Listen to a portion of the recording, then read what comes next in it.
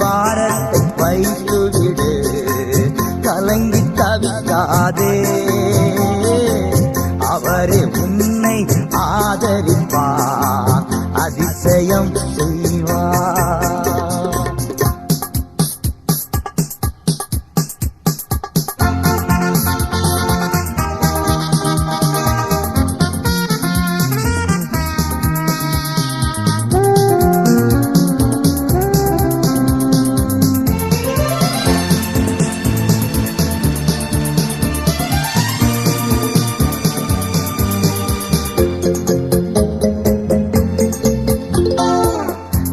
நம் சார்பில் இருக்கும் போது நமக்கு எதிராய் நிற்பவர்